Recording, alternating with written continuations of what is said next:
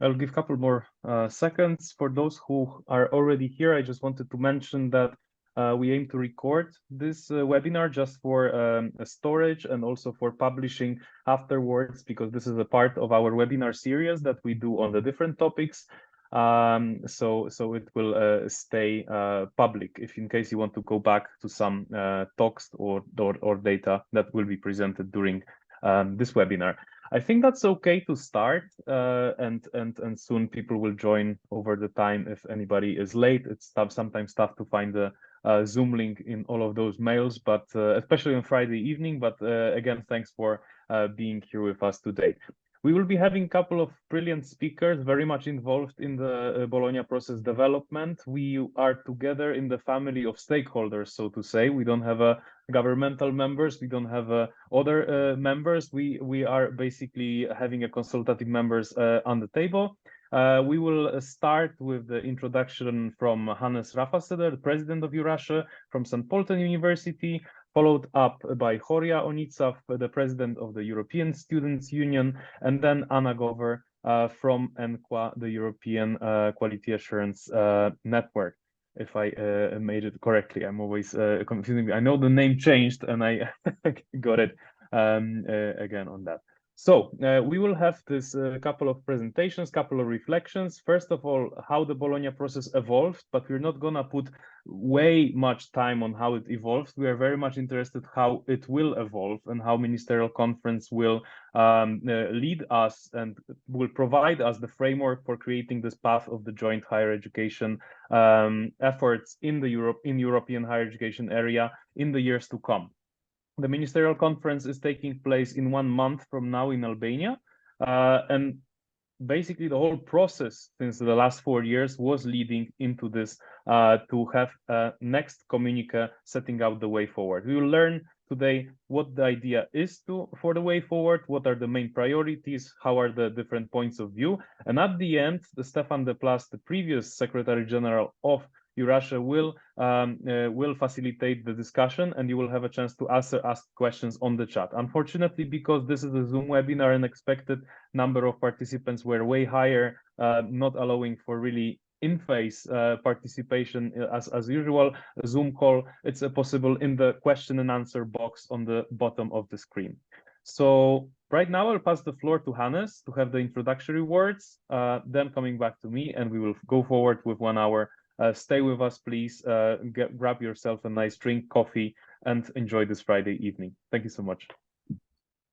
Well, good afternoon. Hello to everybody from my side. As Jakob said, I'm Hannes Rafaseder. I'm the president of EURASHE, and EURASHE is really, I would say, proud that we are a consultative member in the Bologna process. So we raise the voice for applied universities all over Europe, and I think we at least give our best to push the things from our perspective, right direction.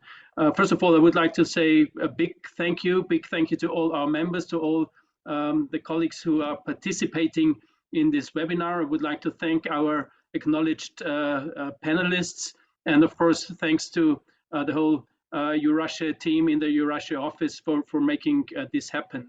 I'm sure you are all aware that we are not only waiting for the next ministerial communique in Tirana in a couple of weeks, we're also celebrating the 25th anniversary of Bologna, of the Bologna process.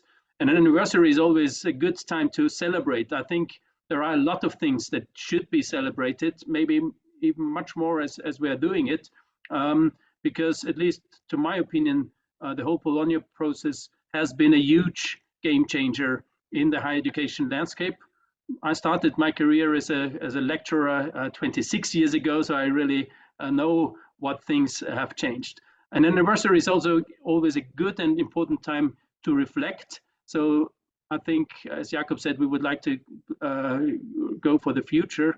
But of course, if we reflect about the process, there are many things that are not going that well yet. Many, or at least some countries, not really implemented the process, at least not fully.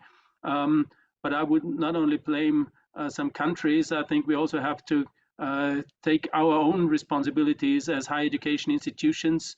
And I think there are also some kind of academic dinosaurs who are not really aware about the Bologna process even 25 years ago, and they blame Bologna for everything which does not work well in higher education. And last but not least, of course, we really have to take our next steps. We have to look into the future. And again, to my opinion, I think we can say to our opinion, it's really key that we get some new impulses. We need some new driving forces, and I'm looking forward to the discussion if the colleagues, the experts already can see this next driving forces, maybe the European University Alliances, maybe the upcoming European degrees, next steps in quality assurance. So thanks again for joining. Thanks for making this happen. I'm looking forward to this webinar. Thanks. Thank you very much, Hannes, for those words. What I thought about today when it comes to my role of here today, of putting a bit of a background of Bologna, I thought, like, first of all my study path was already with the implementation of many tools of Bologna. So I was thinking, like, do I really know the previous reality? And am I the right person to do the history of Bologna presentation? But then I really found out that in the recent days, there have been a premiere of the very short and explanatory video coming exactly also from the Bologna Task Force of Knowledge Sharing. And I thought, like, why I would say that and repeat that, and I will summarize that, of course, but why not to share with you the very short 6-minute video? I think that's a good tool also for your colleagues, for the people in the institutions from where you're coming from, if anyhow we would like to explain the Bologna. I think it's quite comprehensive, and let me share very briefly the 6-minute video, and we will summarize that and go further with the webinar. So, one second.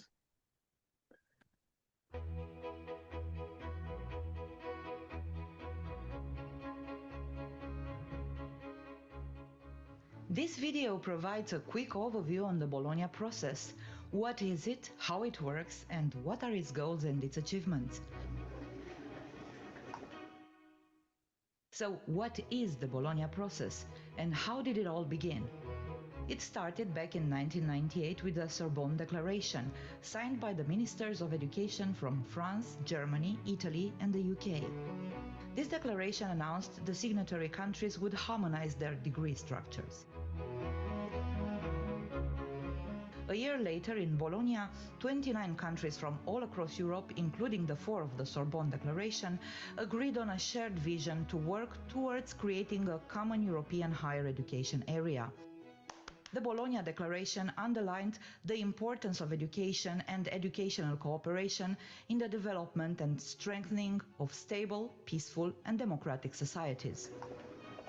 The Bologna process was born with the main goal of making the higher education systems more compatible, in order to enable mobility of students and staff, to offer easily readable and comparable degrees across Europe, and to enhance the international visibility, competitiveness, and recognition of European higher education across the world.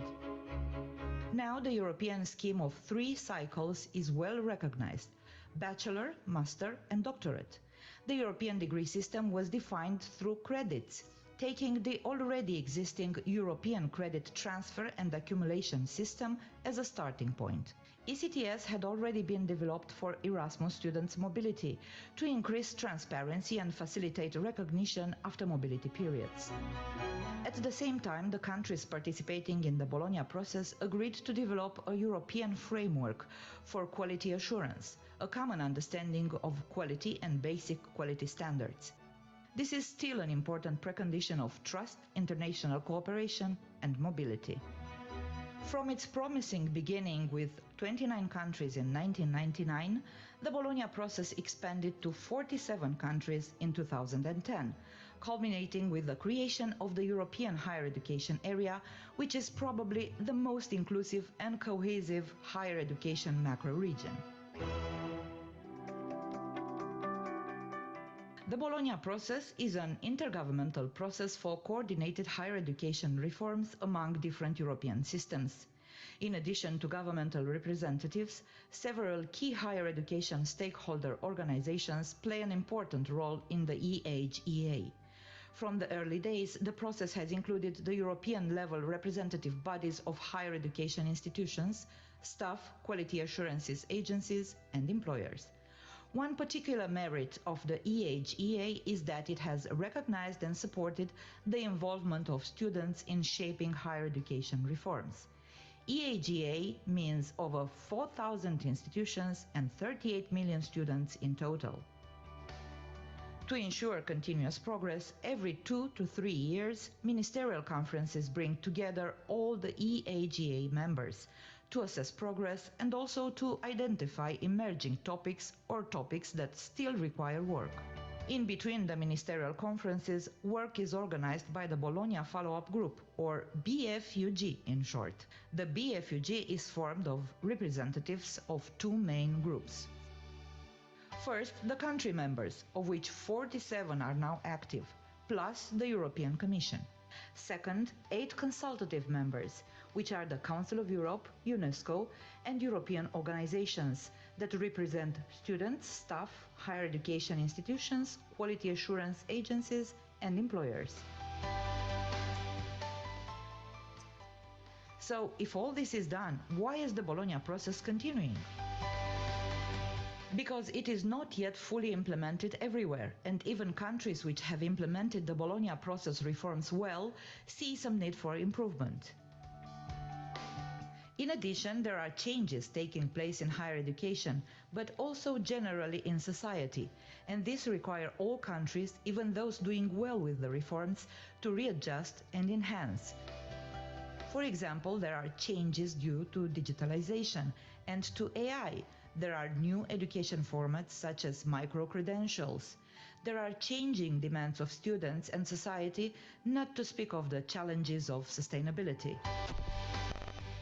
And there you have it, a glimpse into the Bologna process and the European higher education area. From its inception in the late 1990s to the present day, it continues to shape the higher education landscape in Europe. Most importantly, it helped transform higher education in Europe into European higher education, with more possibilities to cooperate, study, and work in other countries. But all this is not static, but an ongoing process. Learn more at eaga.info. And if you found this video informative, give it a thumbs up. And don't forget to subscribe for more content. Until next time, stay curious and help us transform education together.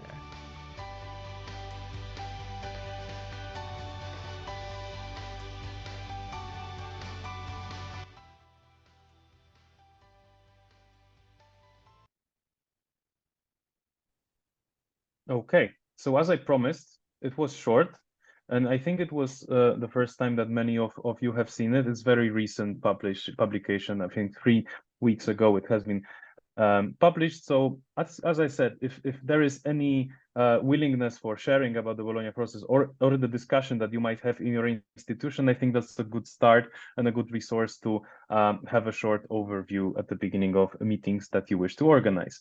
I will very much shortly jump now to a couple of slides from my side, just to have you a bit more step further down in the line how we are there as a European consultative members of higher education area inside this process, and how we co-shape it together as institutions, as students, as the quality assurance agencies, as mentioned in this video.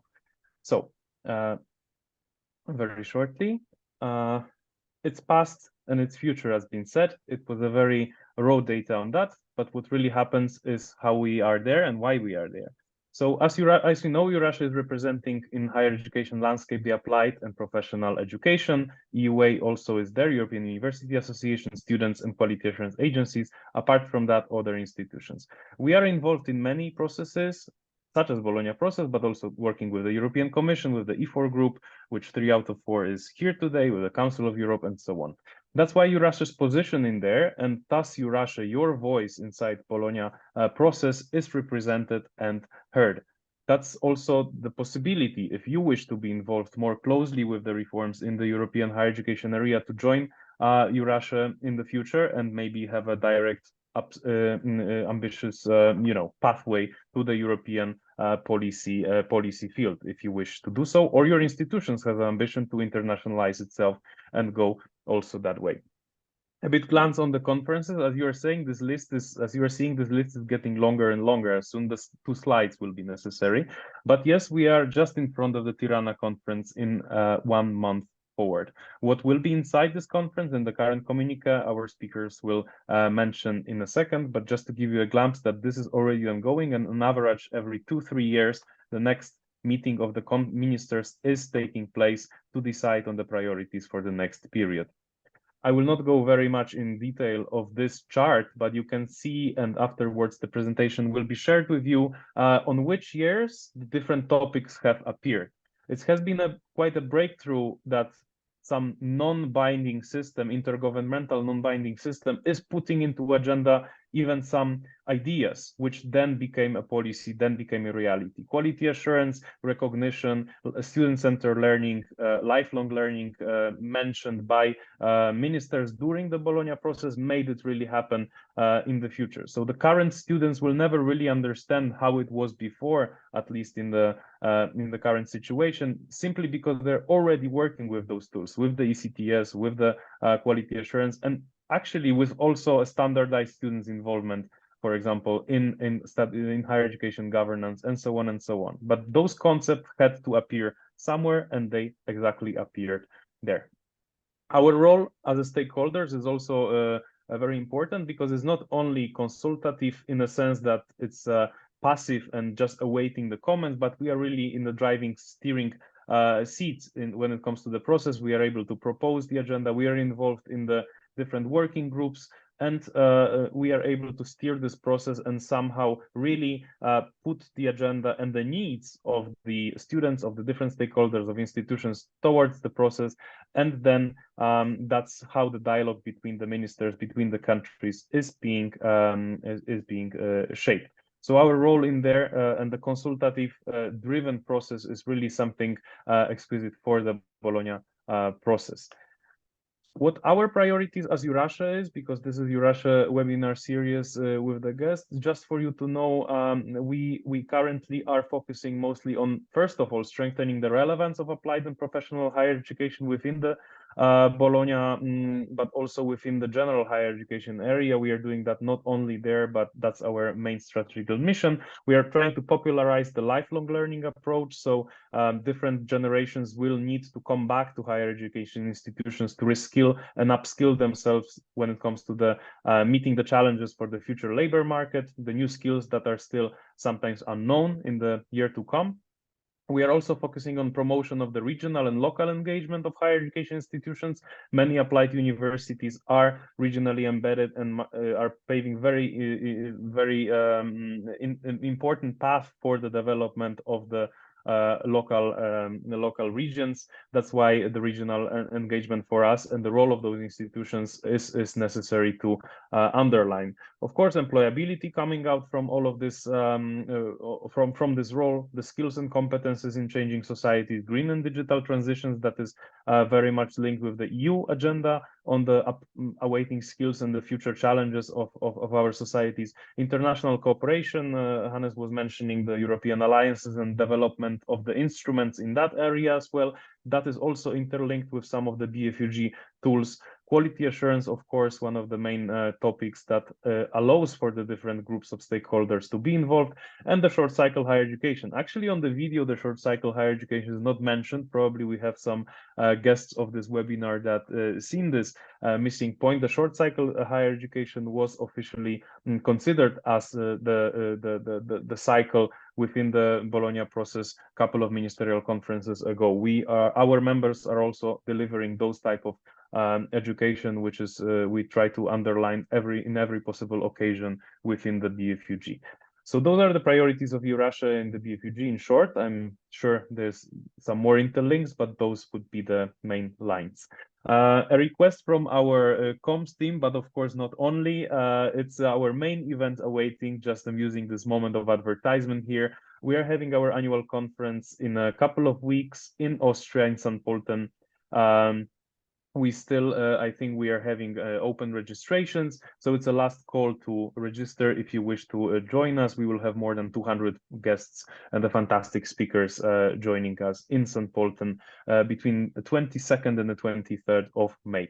So that's a title of advertisement here, and basically a very brief of the role and how that reflects in the whole Bologna process introduction that was made by the video. But I'm done speaking today now, and I think you are here to listen about the future and the novelties and what is really exciting about the upcoming events. So I'd like to pass now the floor to Horia Onica, which actually, when I was thinking about the agenda of this webinar, it's a person with the three hats, a fantastic speaker with the three hats. First of all, when it comes to the student representation. Second of all, the BFUG member of the co-chair of the BFUG drafting committee, so the drafting committee that actually prepares the ministerial communique, and the third hat, very closely related with a couple of years process already, the co-chair of the social dimension working group in Bologna process. So all those three topics will be somehow mentioned by Horia all together in one presentation, hopefully. And afterwards, we will jump to the quality assurance in that. So the floor is yours, Horia. I'm mic off. Thank you very much. Thank you for the invitation. Just 1 second to start sharing my screen. In the meanwhile, as you said, many hats indeed. I'm Horia Onica. I'm the president of ESU. It's a pleasure to be here with you today, with you as EURASHE, with your members, with your community, and to discuss the future of EHA from this multiple perspectives. And also looking at this, let's say so, avenue of the future endeavors, I really want to thank you not only for the good cooperation between us, but also for bringing up topics that are linked by essence with what you do. So as we know, students bring up naturally points related to student participation or points related to social dimension in the Bologna process. It's our role to do so. And of course, you also very well play your role of bringing forward things that are inherently linked with applied higher education sector, with employability, with short cycle, so on and so forth. So the first thing that I would pinpoint is, what do we expect from the Tirana communique? We had a really ambitious communique in 2020 in Rome, looking at having an inclusive, innovative, and interconnected EHCA by 2030. So, of course, this is only provisional. There is nothing that has been formally agreed up until the ministers sign off the document in Tirana, but we can already have a clue of what are the expected topics and commitments. So on this slide, I pointed out the most important one. So the ministers are expected to reconfirm the overarching commitment to make EHA an inclusive, innovative, and interconnected space by 2030. And of course, the question is how. We are also expecting the ministers to stand in support of Ukraine to continue the suspension of Russia and Belarus from the working proceedings of EHEA, and then also to adopt statements on fundamental values. This is a core element of the communique, because the working group on fundamental values worked on overarching definition of how do we understand in the EHEA academic integrity, student and staff participation, public responsibility for and of higher education. So there is a wide overarching discussion right there, and of course institutional autonomy as well.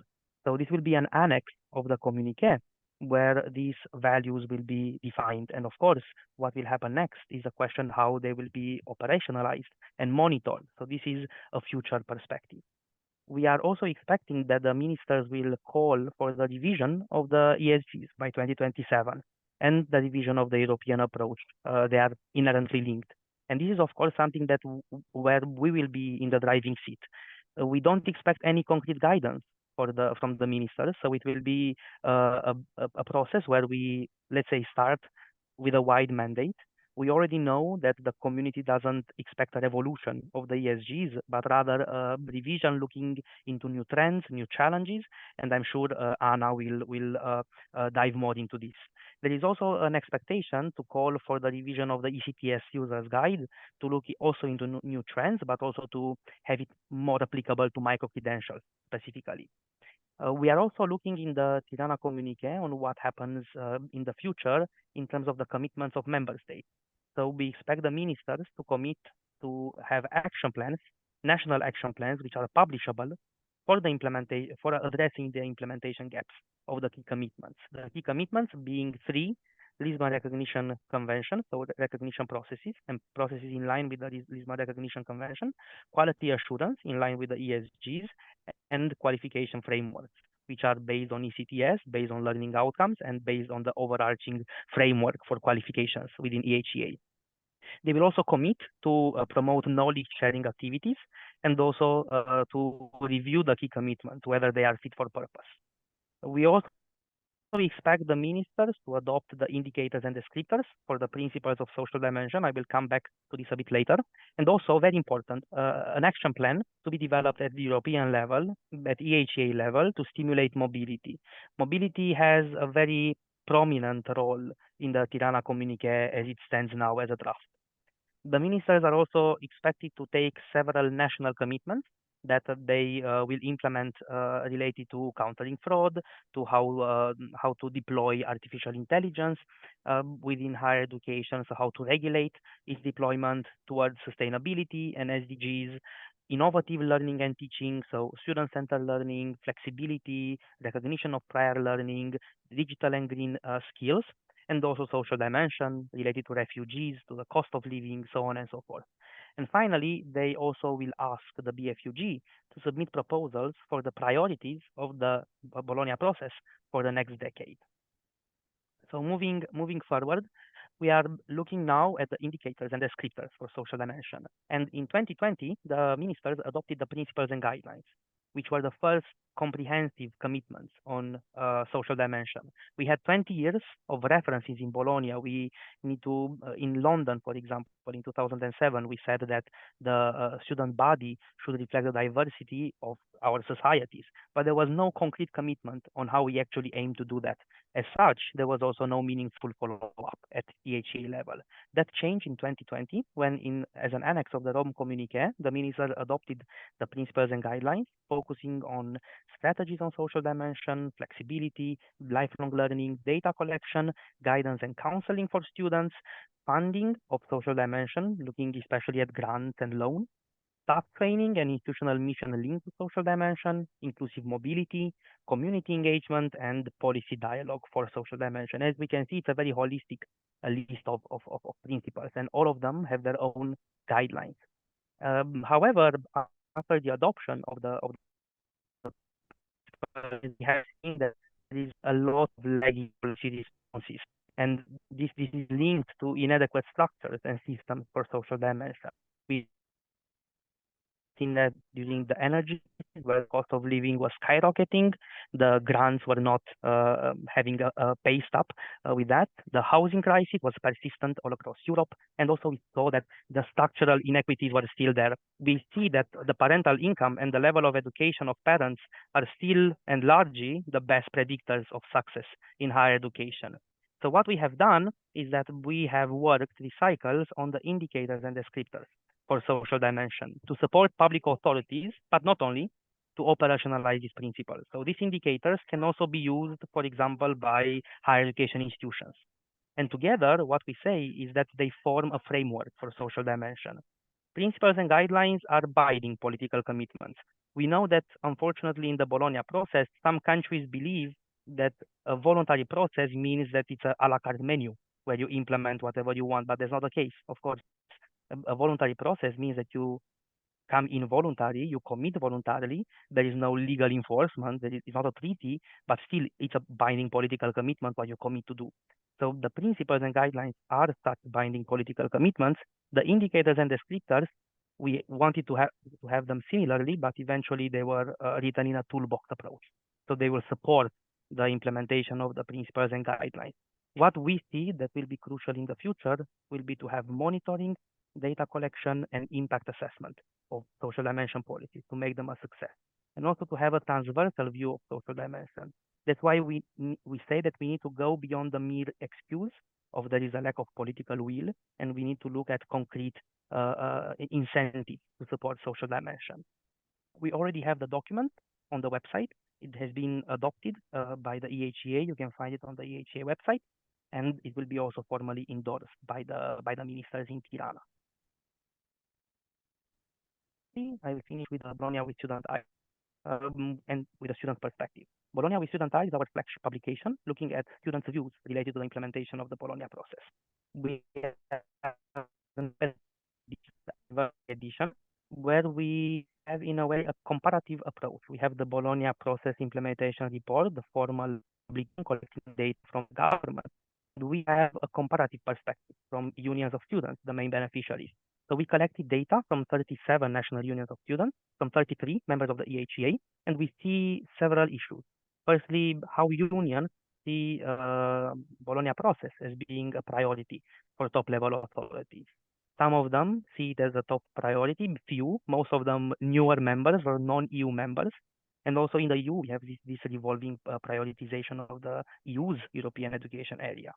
We also see that unions are much more supportive of the Bologna process and believe it as a priority in comparison with other structures. So for unions, 27% say the national unions of students that Bologna process is a top priority for them.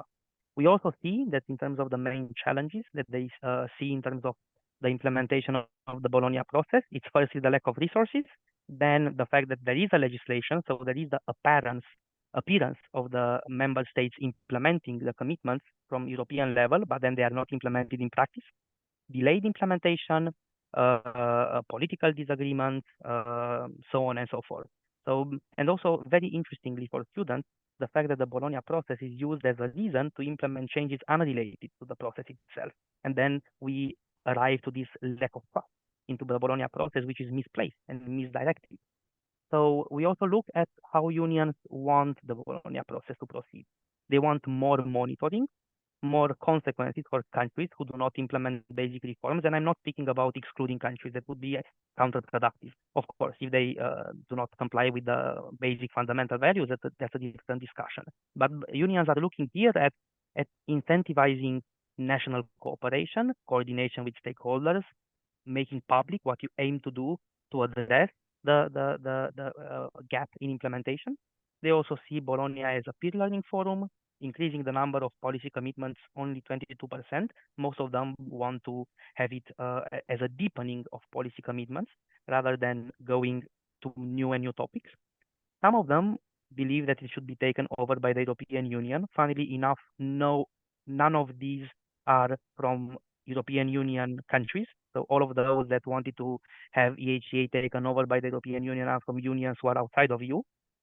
And only a small minority, 11%, believe that there should be no new commitments. We also have the issue that in only some countries, there is a coordination on how to implement Bologna process. And that implies an array of topics. It's important to have them systematized and to coordinate with stakeholders. And as we can see, only in the few countries, there is a systematic way of doing it. In some of them, there is a body that tackles the Bologna process, among other topics. And then in other structures, there is no systematic dialogue with national stakeholders, with rectors' conferences, with higher education institution organizations, with student unions on how to move forward with the Bologna process. Of course, this is only a glimpse of the Bologna with Student Eyes. We have chapters on all the relevant topics: social dimension, student participation, quality assurance, key commitment, fundamental values, so on and so forth. We will publish our document, our publication very soon, in around 2 weeks. And finally, some reflection. We see indeed that the Bologna process has been a successful intergovernmental process. Stakeholder participation is a model of good practice for all processes.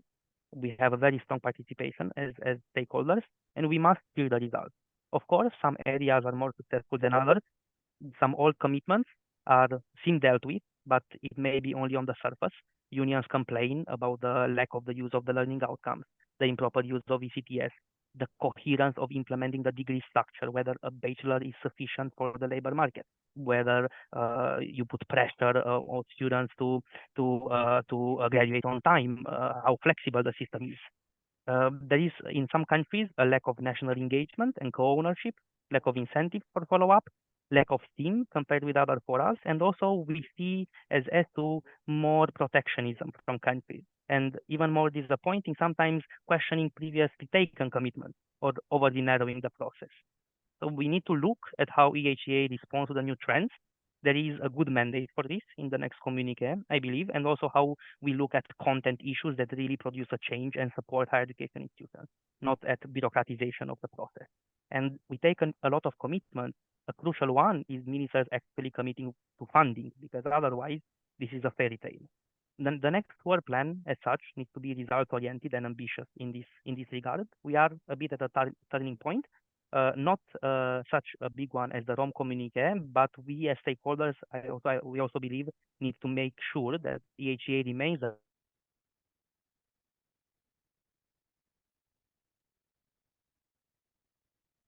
I think we will have a chance to hear the last sentence for where EHTA needs to be leading after Tirana conference.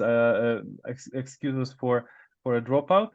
Horia made all the best effort to connect to us from the not the best place with the Wi-Fi, but yeah, hopefully we'll be back. I think it's just the moment then to jump to Anna and just have a quality assurance topic at the glimpse here, and we will of course as soon as Horia will reconnect, allow him afterwards to finish, and we'll have around 10 minutes for the discussion.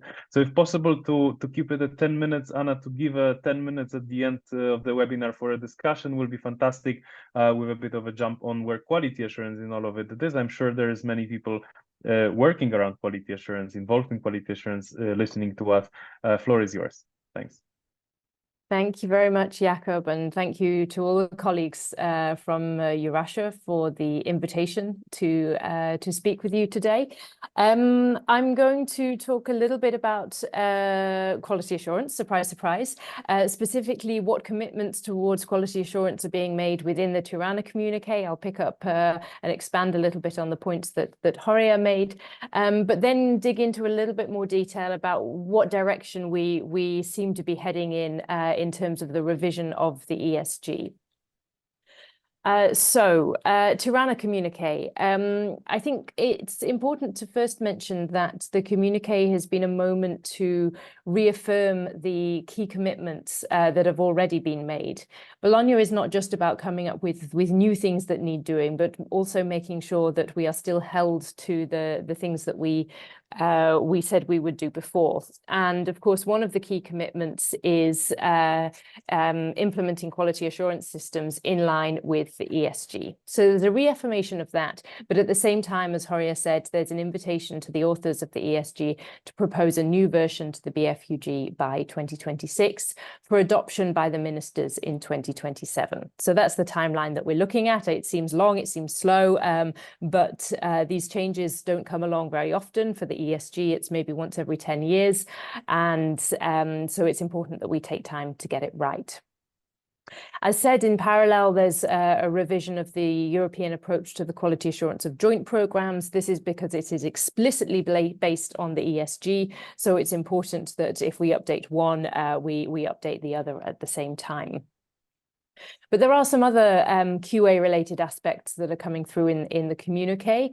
One is very much a point that ENCA is keen to push forward, and that's a commitment to promote the more robust and transparent quality assurance of transnational education in line with the ESG. We have very clear guidance on this and on how this should take place for transnational education delivered within the European higher education area, but the sort of national systems for this are not so transparent and clear when it comes to delivery outside the European higher education area. ENCA has been in dialogue with OECD also around the guidelines that they've published on this, and we're looking forward to working on this a bit more in the coming years. The commitment to countering academic fraud is there, and this includes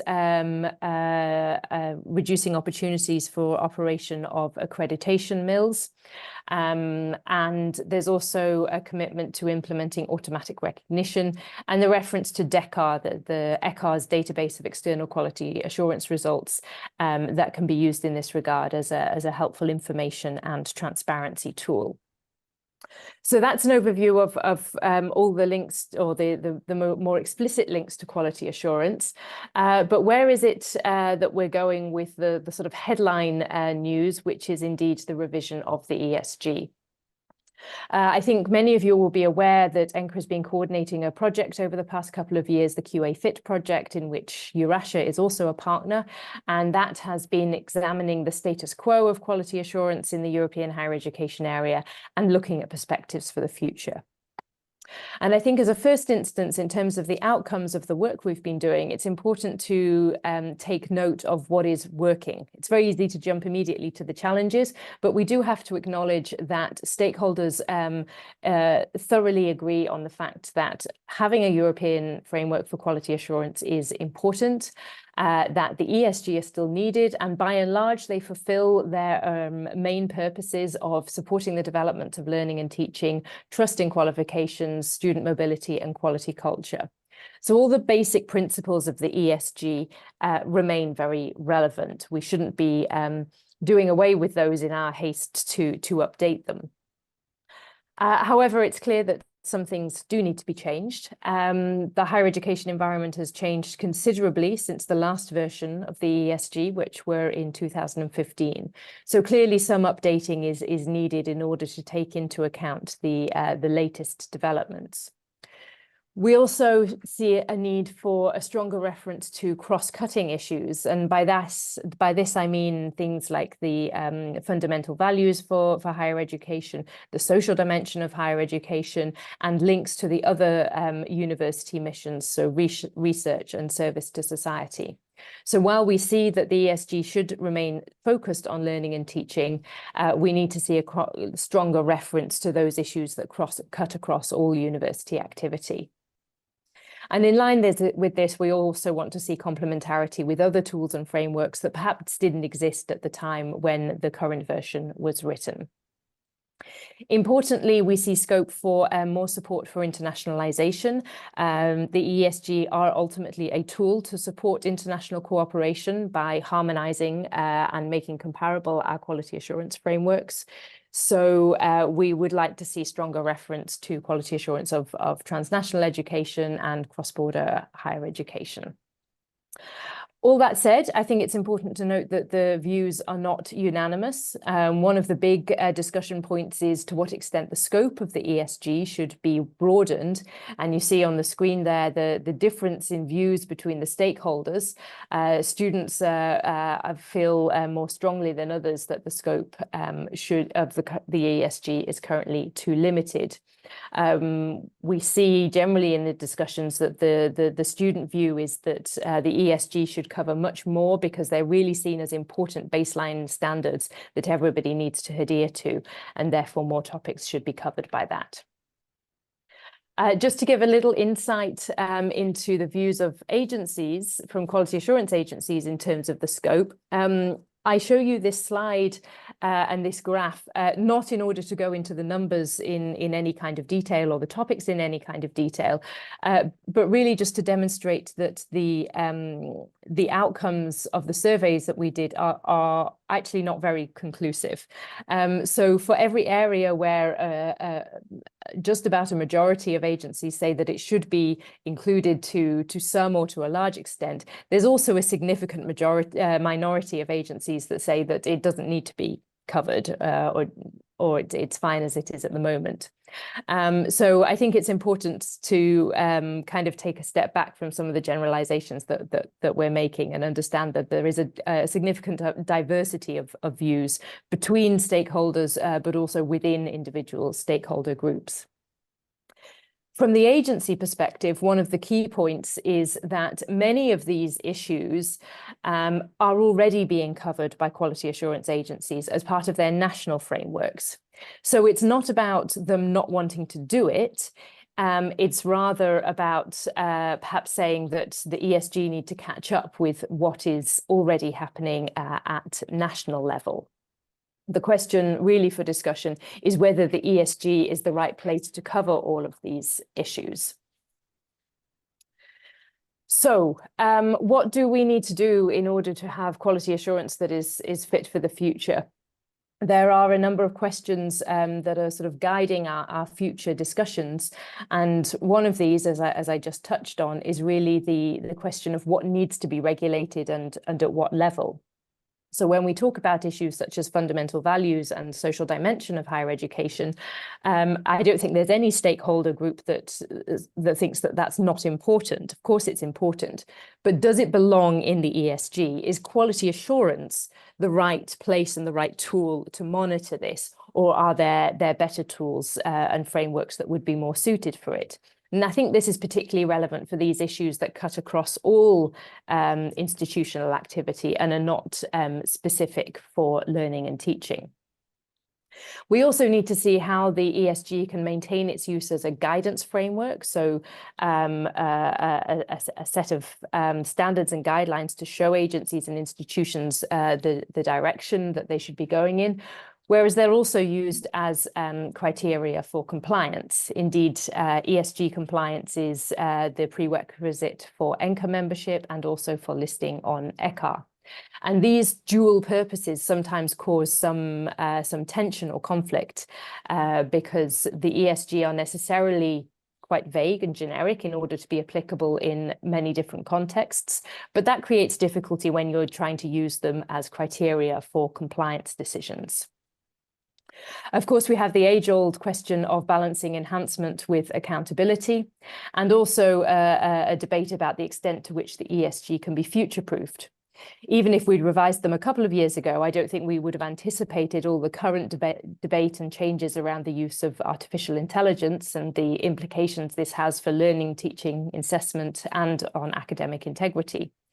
So to what level of detail should we go into now? And if we go into a very high level of detail, does that somehow reduce the future proofing because we position the ESG very much in 2024 or 2027, the point at which they'll be approved? And all of this needs to be taken into account without moving the finishing line too far for developing systems. When we talk to our members, of course, some of them have been members for a couple of decades, right from the start of ENCA, whereas others have only just achieved ESG compliance, and that we have other systems still that are working towards it. So by making the ESG more flexible and adaptable and more appropriate for the mature systems, we don't want to cause problems for those that are still working their way towards it. You see, I've also mentioned a few of the key issues for agencies. These focus around flexibility to address changes, innovation in external QA methodologies, and, as I say, the added value of external quality assurance for mature systems. But I think I've used my 10 minutes, so we'll leave it there, and I'd be happy to pick up on any of these issues further in the discussion. Thank you very much. Thank you very much, Anna. And indeed, since we are kind of showcasing a couple of topics here, that is very intense webinar comparing to the wage of many of them, I believe my colleague Miranda will be sending the satisfaction survey afterwards. So if any of those topics will be a matter of the interest of you to attend for a whole scale, let's say, webinar on the particular one, we would value that kind of a message so we can arrange maybe more focused one on the different topics. But here you have a more overview just before the Tirana. I'm giving, and by the way, when it comes to quality assurance, of course, you can, you're more than welcome to join the quality assurance community of practice in that case, but also other communities of practice we have at EURASHE. But on this occasion, I will stop advertisement job here, and I will put now Stefan to the microphone and to the leading this question and answer session towards the end of our webinar. We have 10 minutes to put the questions in the box down on the window. You have a question and answer box. Feel free to ask the questions. If not, maybe we would welcome also some reflections on how Bologna Process actually sped up, or that the same topics are appearing and reappearing, how it looked like in comparison from times of yours and times of the current one in at EURASHE and at the EHEA. Since there are no questions yet in the box, please feel free to use the 10 minutes and moderate the rest of the session. Thank you. I can see that Michal Karpecek raised a hand. So if he's still here. Yeah, Michal, if you want to speak. Oh, sorry, it was by mistake. Okay. But I was trying to type the question, what are EURASHE key issues for the Tirana and for the next period? That might be useful if I didn't miss that. Yeah, thank you. I don't know if you have any answer, Jakob, Stefan. Well, I have no straight answer to this last question. Hi, Michael. First, very gratifying to hear these highly motivated new representatives and leaders of the stakeholder organization. I know the EURASHE team, but then, okay, it was also good to hear the other two main parties. Yeah, very much looks or sounds similar to the Bologna process in the first decade. I was a witness and a participant in the first decade and half of the second decade, and then carried on following the process. But there are things that strike me, of course. There is a sense of the historicity of the whole process. When you look at the implementation report of Rome, for example, and also the new one, there is a reference to the anchoring points, the moments in the community, diverse communiques, which were essential. The social dimension in London, the qualifications frameworks in Bergen, etc. And it's very good to give the history of that. The other thing is, yes, Bologna is a voluntary process of sorts. Was marketed as such in the past, but we realized that some countries joined because they wouldn't have liked to be left out, and didn't realize the enormous engagements they were up to in the coming years. And this explains that we have you are embarking in this huge implementation efforts, which started already in the second decade. So when you disregard social dimension, teaching staff, as I blame myself, we did in the first decade, it comes back with a vengeance. So there's every reason, and it is exactly the right moment to put the stress on implementation. It is also interesting for me to see that the use of how you were going to check whether countries and organizations are keeping up to their promises with indicators, and you apply the same method for the values discussion, much more than we did in the past. Of course, coming back to going to the chat, is there a particular we have some question questions now. So I think you can see them here in the bottom part. You have like a Q&A, and there's like some red. So we have 4 questions. Okay. If you can. Yeah. Perfect. The diversity of national systems and maturity. The question is it time to turn part 1 to principles and not to compliance anymore through standard? This is a very specific question, but I think that Anna gave part of the reply to that when she was referring to how to interpret the discussion on the scope issue. And I think it is also a situation that not just INCA, but also the other partners in quality assurance have to deal with. Anna, I don't know if you want to add something to the answer. Yes. Yeah, it's an interesting proposal, and I think that the way I see part 1 of the ESG is that it's already quite generic. So I think these standards in part 1 shouldn't be too difficult to comply with, and I think they're fairly baseline standards.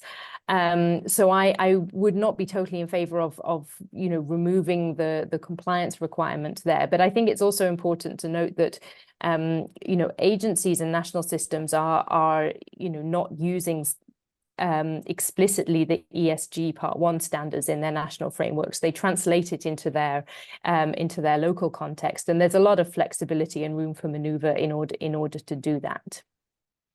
Horia may have a comment on this point. Horia, do you have a comment? Yeah, sorry, I was also answering some other in writing. In the meanwhile, I think for this, I agree with Anna. I don't think it should be turned into principles. Of course, there is a diversity of national systems. That's why there is a balance of what you regulate, let's say, so as standards. But then the cornerstone of the trust between the systems is that there is a minimum base for everyone. While for the principles, it may be very interpretative what that means. So I don't think we are at that point now.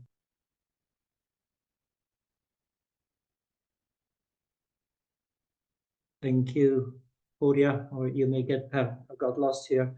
Anna, if I can come back to you, the very early discussions on the need for quality assurance on the systems level was as a support for mobility, create trust as a support for mobility. And do you think with the focus on internationalization, we are back to this original purpose?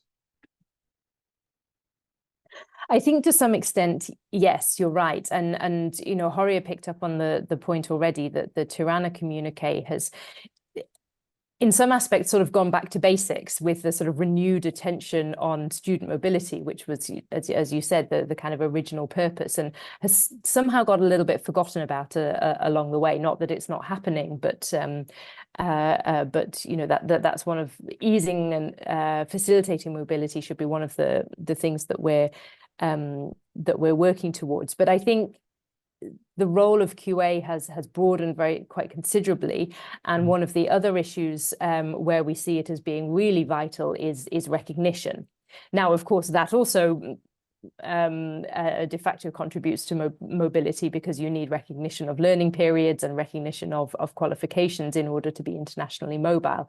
But yeah, the focus on quality assurance as underpinning recognition is important in the debates at the moment, particularly as we try and move towards automatic recognition of qualifications.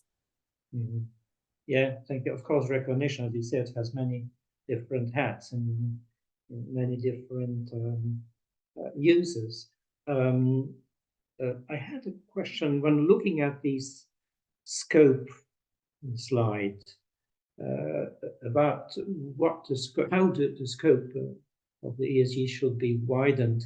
But I understand that these are replies. You kind of put relative factorization on this, but you said that the slide is referring to the answers by ENCA members. But then how to reconcile all these different things? Yes, that is indeed the challenge that those of us that will be involved in the drafting of the ESG have ahead of us. And I focused on the results from quality assurance agencies because that's the voice from which I speak. But I can give a couple of points of comparison. For example, the answers from the students. We had a discussion with some colleagues from ESU just yesterday, that they were overall much more in favour of adding of expanding the scope of the ESG and adding some of these points because of this view of the ESG being a really important tool for ensuring baseline quality and baseline accountability. So I think these answers also depend on the kind of perception of what more inclusion and expanding the scope really mean. Ultimately, we will have to come to compromise between all the stakeholder organizations and all the relevant bodies involved in the drafting process, and that will be a journey, and that's why we have 18 months, 2 years to do it. It's not something that we will throw together in a few weeks. It's a long process of consultation where we try and reach a consensus, because there isn't one single of the authors that has the sort of deciding vote, as it were. So we have to reach an agreement. Thank you. Claudia, the existing transparency tools have done their job, but will they be equally up to answering the challenges or the questions from the European higher education package? Well, I believe the thing is, or should go actually the other way around, in the sense that the Bologna process is a wide framework that should basically be the basis, and it's not, being so wide. I don't think it's a problem in relation to the implementation of the higher education package. However, what's important, for example, and I would reflect on the topic of micro-credentials, where in the Rome communique, there was a call for the BFUG to work on a common definition, etc., on micro-credentials, but then the European Union already adopted the Council recommendation on micro-credentials in June 2022, and then there was no follow-up in the Bologna because it was a bit of a fait accompli. So there is also this thing, are the non-EU countries of EHEA incentivized to implement something if they were not engaged in it? Of course, it's a question. So that's why we feel that the Bologna process needs to be this wide, overarching process, the main fora where all countries are included, not only EU countries. And then, of course, in the EU, there can be a boosting of implementation, deepening implementation, but we don't see any issue on the European higher education package of the Commission being or running counter to the Bologna tools. The Bologna tools are the basis for it. Then, of course, there are all the discussions related to how to implement the ESGs for the quality assurance of alliances, to what extent the European degree not only fosters the Bologna tools, but goes beyond on administrative burdens, regulations. And I think there are a lot of discussions still on those steps, but Bologna is still we see that's still the main fora for everyone to be included and to progress. And then those who want to have the enhanced cooperation can do so through other means. Thank you. Do you consider your organization also as the proper instance to also serve mature students in reaching their objectives, having reskilling, going back to university, to school after obtaining a diploma and spending time in the labor market? Is that also part of your responsibility? And we are trying to do that. Yeah, we are trying to do that for sure. It's a challenge, and it's a challenge even more widely, generally speaking, in VET, because we have not only more mature students, but students with more caring responsibilities, students who are also working on the side, and they actually be workers studying rather than students working. So for sure, it's a challenge. We are working on that. We are working with the unions. We have some unions who are working specifically on VET or having specific departments on it.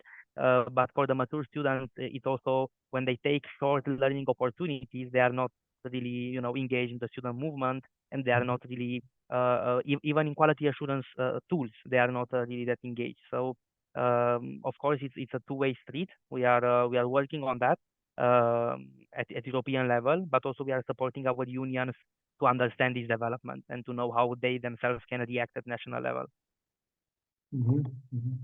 Thank you. And would you have to adapt the transparency tools as well for this purpose? Are they still fit for purpose? Well, we always want bolder commitments. That's not something new.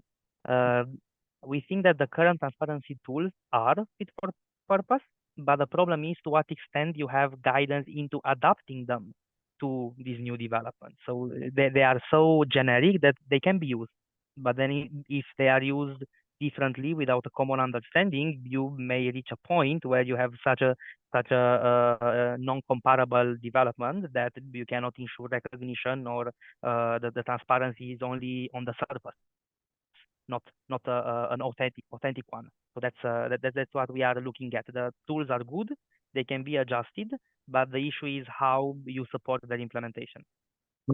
Thank you. And quality assurance. How would we have several questions here in the chat.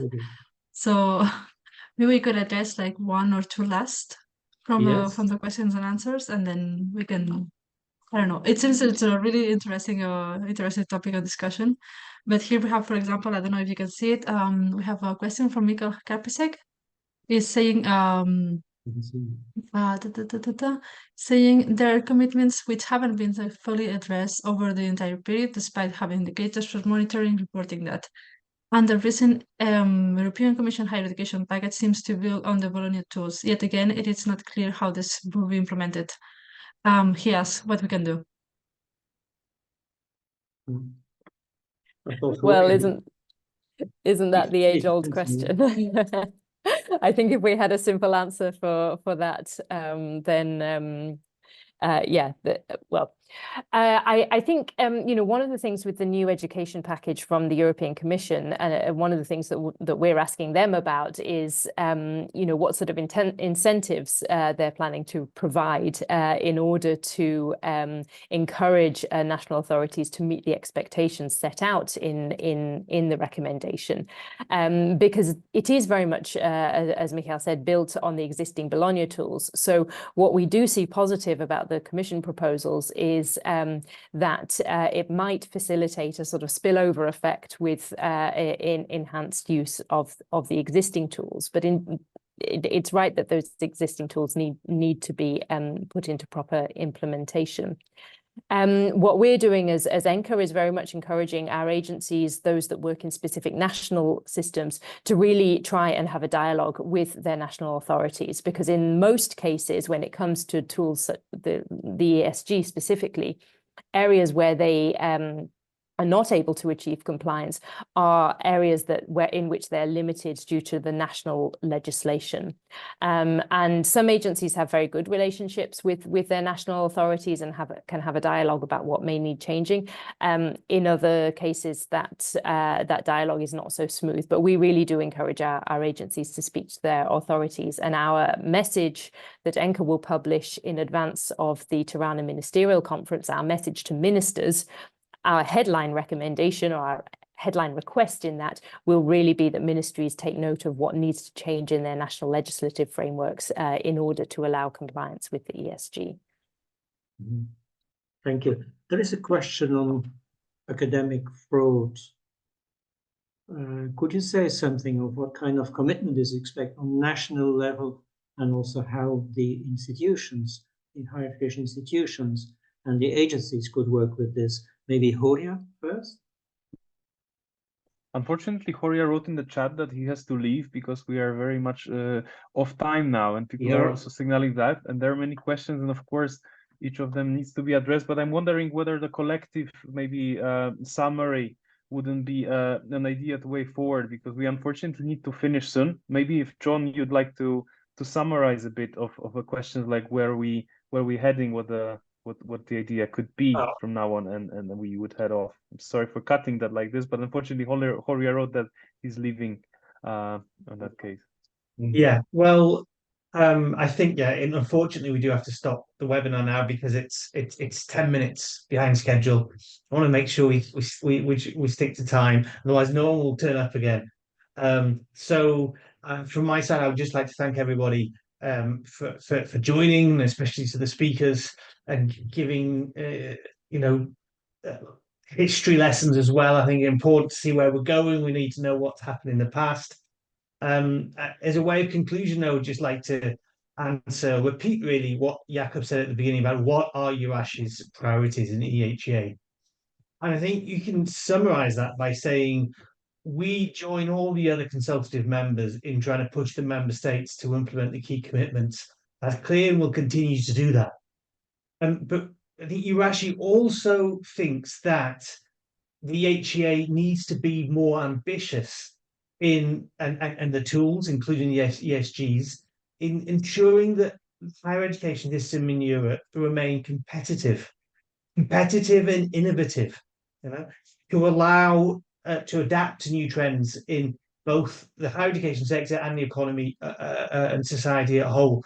And if we don't do this, we'll lose out to the rest, other parts of the world in terms of how they're developing, especially when it comes to providing the skills for the digital and green transitions. And so, for example, while other stakeholders have questioned the idea of addressing that specifically in the Tirana conference, EURASHE is very pleased that this will be one of the themes, the green digital transitions addressed in a session at the Tirana conference. And we want to work more on this in terms of the lifelong learning aspect. There was a comment here from Clara, DG Employment, to see how we can better encourage that interaction between the labour market and education. So we would like to see things discussed more specifically on things like professional education and how that helps, for example, cities and regions. So actually to make the HEA more relevant, not only for the higher education community, but for wider society. I think that would be a way of saying, of looking forward now and say, this is what EURASHE would like to do more. Of course, the key commitments, we need to continue looking at them. But it's a long-term process. And we mustn't forget these other issues, things like digitalization, the use of AI. How is that changing higher education, and how are we collectively going to respond to it? So that's what I would conclude. But again, thank you. And look, we'll maybe organize something after Tirana and say what happened in the end, and what will the next work plan be for the Bologna process following the Tirana conference, which I think that is really as much is important as the communique itself. So again, thank you, and have a good weekend, and see you at the next EURASHE webinar. Bye-bye, everyone. Thank you very much for joining. Thank you for joining. Have a good weekend. Bye-bye. Thank you. Goodbye. Bye-bye. Thanks.